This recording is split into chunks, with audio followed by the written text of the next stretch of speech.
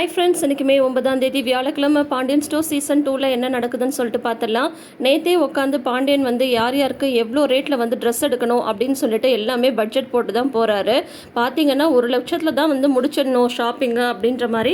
பொண்ணுக்கு வந்து 25,000 ரூபாயில் புடவை, அதுக்கப்புறம் சரவணனோட வேஷ்டி ஷர்ட்டை, அதுக்கப்புறம் வீட்டில் இருக்கிற மற்ற பொண்ணுங்களுக்கு வந்து சாரீ, கோமதியோட சாரீ அப்படி இப்படின்னு சொல்லிட்டு 1,00,000 ரூபாய்க்கு வந்து எஸ்டிமேஷன் போட்டிருக்காங்க. அப்புறம் கோமதி வந்து சொல்கிறாங்க, எங்கள் பொண்ணுக்கு வந்து தாலி செயின் எடுக்கணும், நல்லா கொஞ்சம் மொத்தமாக எடுக்கணும்னு வேறு சொல்லியிருக்கோம்ல, ஒரு 5 பவுண்ட்லையாவது எடுக்கணும் அப்படின்ற மாதிரி வந்து சொல்கிறாங்க. அதுக்கு என்ன எடுத்துட்டா போச்சு, அடுத்த வாரம் எடுத்துடலாம் அப்படின்னு சொல்கிறாங்க. இந்த இடத்துல எனக்கு ஒரு சின்ன டவுட்டு. வீட்டுக்கு வரப்போகிற தங்கமயிலுக்கு வந்து தாலி செயின் எடுக்கிறாங்க, சரி. வீட்டில் ஏற்கனவே 2 மருமகளுங்க தாலி கயிறோடு நிற்கிறாங்களே, அவங்கள பற்றி இவங்க 2 பேரும் ஏன் யோசிக்கல? ஒருவேளை 3 பேருக்கும் ஒன்றா எடுப்பாங்களா? இல்லை இதெல்லாம் நீங்களா பார்த்து கட்டிட்டு வந்தது தானே அப்படின்னு சொல்லிட்டு அந்த பிள்ளைங்களெல்லாம் வந்து டீலில் விட்டுருவாங்களா?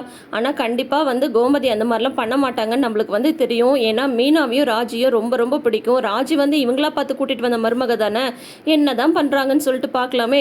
சரி, இப்போ நம்ம சீரியலுக்கு வரலாம். இப்போ வந்து பார்த்தீங்கன்னா, சரி நகை இவ்வளோ எடுக்கணும் அது இதுன்னு சொல்லிட்டு எல்லாத்துக்குமே எஸ்டிமேஷன் போட்டுட்டு இவங்க வந்து கடையில் போய் வெயிட் பண்ணிட்டு இருக்காங்க. கடையில் வந்து பட்டுப்புடவை செக்ஷன் எங்கே இருக்குன்னா எல்லாம் முன்கூட்டியே வந்து கேட்டு வச்சிடுறாங்க. அப்புறம் பார்த்தீங்கன்னா, சரி என்ன இன்னும் பொண்ணு வீட்டிலேருந்து வரல, ஃபோன் அடிச்சு பாருப்பா அப்படின்ற மாதிரி பாண்டியன் வந்து சொல்கிறாங்க. மீனா வந்து ஃபோன் அடிக்கிறதுக்கு முன்னாடியே பார்த்தீங்கன்னா தங்கமயில அவங்க அம்மா அப்பா 3 பேரும் வந்துடுறாங்க. தங்கமயிலோட அம்மா பாக்யா இருக்காங்களே, அடேங்க அப்பா பயங்கரமான ஆளுங்க. வந்ததுமே பார்த்தீங்கன்னா கோமதியை பார்த்துட்டு, என்ன சம்மந்தியம்மா இப்படி இழைச்சிட்டீங்க அப்படின்னு கேட்குறாங்க. இழைச்சிட்டு நான் இல்லையே, நான் அதே மாதிரி தான் இருக்கேன் அப்படின்றாங்க. அட எனக்கு தெரியாதா, நீங்கள் இழைச்சி தான் போயிட்டீங்க, நல்லா சாப்பிட்டு உடம்ப நல்லா தெம்பாக வச்சுக்கோங்க, கல்யாண வேலையெல்லாம் இருக்குல்ல அப்படின்ற மாதிரி வந்து சொல்கிறாங்க. நல்லா ஐஸ் வைக்குது அந்த அம்மா. அதுக்கப்புறம் பார்த்தீங்கன்னா சரி சரி வந்த வேலையை பார்க்கலாம், எப்படியே பேசிட்டே இருந்தா எப்படி அப்படின்ற மாதிரி சொல்கிறாங்க. தங்கமயில் வந்து எல்லாரையும் விசாரிக்கிறாங்க சரவணனை தவிர. சரவணனுக்கு என்னடா மயில் நம்மகிட்ட பேசவே மாட்டேன்றாளேன்னு சொல்லிட்டு கண்ணு ஃபுல்லாக மயில் மேலேயே இருக்குது. புடவையை கூட பார்க்கலைங்க, மயிலையே பார்த்துட்டு இருக்காரு அவர். அந்த பொண்ணு கொஞ்சம் ஓவராக தான் பண்ணிகிட்ருக்காப்புல. இப்போ வந்து பார்த்திங்கன்னா ஒரு செக்ஷன் போய் பார்க்குறாங்க, அங்கே வந்து ரேட்டெல்லாம் அதிகமாக இருக்கிற மாதிரி இருக்குது அப்படின்னு சொல்லிட்டு பாண்டியன் வந்துட்டு இன்னொரு செக்ஷனுக்கு வந்து கூட்டிகிட்டு வராங்க. அங்கே வந்து பார்த்திங்கன்னா இங்கே தான் புடவை டிசைன்லாம் நல்லா இருக்குது, விலையும் கம்மியாக இருக்கும் அப்படின்ற மாதிரி வந்து சொல்கிறாங்க. கடைக்கார்ட்ட ஏற்கனவே வந்து கேட்டு வச்சுட்டாரு, 20,000 25,000 ரூபாய்க்கு வந்து எங்கே புடவை இருக்கும் அப்படின்னு சொல்லிட்டு.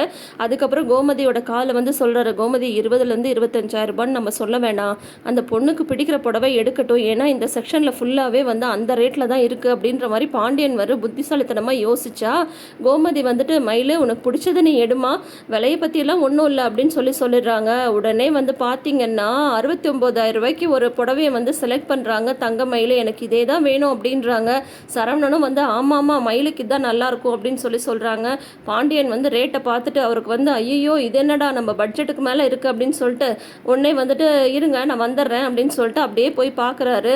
எங்க இந்த 15,000 ரூபாய்க்குலாம் எங்கே புடவை இருக்கும் அப்படின்ற மாதிரி வந்து கேட்குறாங்க. அதோ அங்கே இருக்குங்க அப்படின்ற மாதிரி அவங்க எதேச்சியாக காட்டுறாங்க. இவர் போயிட்டு அங்கே அடிக்கிற புடவையில் விலை பார்க்குறாரு, லைட்டாக நகர்த்திட்டு பார்க்குறாரு. அதில் வந்து 10,000 போட்டிருக்கு. அதுக்கப்புறம் மீனாவும் ராஜு பின்னாடியே வராங்க. மீனா அங்கே புடவை ரேட்லாம் அதிகமாக இருக்குப்பா, இந்த செக்ஷன் தான் கரெக்டாக இருக்கும் அப்படின்னு சொல்கிறாங்க. உடனே அதே புடவை விலையை மீனா வந்து ஃபுல்லாக பார்க்குறாங்க. 1,10,000 ரூபா போட்டிருக்கு. ஐயோ மாமா இல்லை மாமா அப்படின்றாங்க. இல்லைப்பா இங்கே தான்ப்பா கரெக்டாக இருக்கும், எல்லாரையும் வர சொல்லு அப்படின்னு வர சொல்லிடுறாங்க. எல்லாரும் இங்கே வாங்க இங்கே தான் புடவெல்லாம் நல்லா இருக்குது அப்படின்றாங்க. அதுக்கப்புறம் வந்து பார்த்தீங்கன்னா மீனா வந்து பயப்படுறாங்க, நம்ம போட்டிருக்கிற மொத்த பட்ஜெட்டும் இந்த ஒரு புடவைக்கே போயிடும் போல இருக்கே, மாமா வேற புரிஞ்சுக்க மாட்டேன்றாரு அப்படின்னு சொல்கிறாங்க. அதுக்கப்புறம் பார்த்தீங்கன்னா ஒரு புடவையை வந்து செலக்ட் பண்ணிடுறாங்க. ரேட்டை பார்க்காமலே எல்லாரும் வந்து பார்த்தீங்கன்னா நல்லா இருக்குன்றாங்க. இவர் வந்து நினச்சிட்டு இருக்காரு சரி 10,000 15,000 தான் இருக்கும் அப்படின்ற மாதிரி பாண்டியன் வந்து நினச்சிட்டு இருக்காரு. அதுக்கப்புறம் வந்து இந்த புடவையை பில் பண்ணுங்க அப்படின்னு சொன்னதும், எப்போவுமே இப்போல்லாம் வந்து கடையில் நம்ம அந்தந்த செக்ஷனில் இருக்கும்போது அப்பப்போ வந்து கொண்டு வந்து பில்லை வந்து கையில் கொடுத்துட்றாங்க இல்லையா, அந்த மாதிரி கொண்டு வந்து கொடுக்குறாங்க. பில்லை வாங்கி பார்க்குறாரு. நாங்கள் இன்னும் இப்போ ஷாப்பிங்கே முடிக்கலைங்க அப்படின்றாரு பாண்டியன். இல்லைங்க அந்தந்த செக்ஷனுக்கு வந்து அங்கங்கே பில் கொடுத்துருவோம், கீழே கவுண்டரில் போய் நீங்கள் ஒட்டுக்கா பில் கட்டிட்டு நீங்கள் வந்து ட்ரெஸ் எல்லாம் வாங்கிக்கலாம் அப்படின்ற மாதிரி வந்து சொல்கிறாங்க. சரின்னு சொல்லிட்டு அந்த பில்லை வாங்கி பார்த்தா 1,10,000 ரூபா போட்டிருக்கு. ஐயோ கோமதி என்னது இவ்வளோ போட்டிருக்கு அப்படின்ற மாதிரி வந்து சொல்கிறாங்க. மாமா இதை தான் மாமா நான் அப்பயே சொல்ல வந்தேன், நீங்கள் தான் சரியாக கேட்கவே இல்லை அப்படின்றாங்க. ஏன்பா நீ சொல்லியிருக்க கூடாதாப்பா அப்படின்னு சொல்கிறாங்க. ஏங்க நம்ம வேணால் சொல்லிடலாமா, இது வந்து எங்களோட பட்ஜெட் இல்லை, நாங்கள் போட்டு வந்த எஸ்டிமேஷனே வேறு அப்படின்ற மாதிரி சொல்லிடலாமா அப்படின்னு சொல்லி வந்து கோமதி வந்து கேட்குறாங்க. சேச்சா அது வந்து நல்லா இருக்காது, இப்போ போய் நம்ம எப்படி சொல்ல முடியும், அந்த பொண்ணு பிடிச்சிருக்குன்னு வேறு எடுத்துருச்சு இல்லை, சரி விடு பார்த்துக்கலாம் அப்படின்ற மாதிரி சொல்கிறாங்க. சொல்கிறாங்க. உடனே சரவணன் வந்து வேணா சொல்லிடலாமாப்பா வேண்டான்ட்டு அப்படின்னு சொல்கிறாங்க. என்னம்மாம்மா வேணான்னு சொல்கிறீங்க, கல்யாணமா அப்படின்ற மாதிரி வந்து மீனா வந்து சொல்கிறாங்க. இல்லைப்பா இந்த புடவை வேணான்னு சொல்கிறேன் அப்படின்றாங்க. அதுதானே பார்த்தேன், எங்கடா செலவு அதிகமாகுதே, கல்யாணமே வேணான்னு நீங்கள் சொல்லிடுறீங்களோன்னு நினச்சேன் அப்படின்ற மாதிரி மீனா வந்து கிண்டல் பண்ணுறாங்க. அதுக்கப்புறம் வந்து சரி இருக்கட்டும், பிள்ளை வந்து எடுத்துருச்சு ஆசையா அப்படின்னு சொல்லிட்டு 1,10,10,000 புடவை எடுத்திருக்காங்க.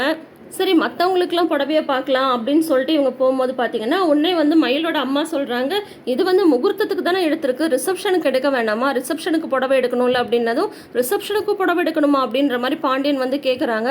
ஆமாம் சம்மந்தி, ரிசப்ஷனுக்கும் எடுக்கணும்ல, அதை வேணால் நாங்களே எடுத்துக்கிறோம் அப்படின்ற மாதிரி தங்கமயிலோட அப்பா வந்து சொல்கிறாங்க. அது எப்படிங்க ஜவுளி எடுக்கன்னு வந்துட்டு ரிசப்ஷனுக்கு எப்படி நீங்கள் வந்து புடவை எடுக்க முடியும், அதையே நாங்களே எடுத்துறோம் அப்படின்னு சொல்கிறாங்க.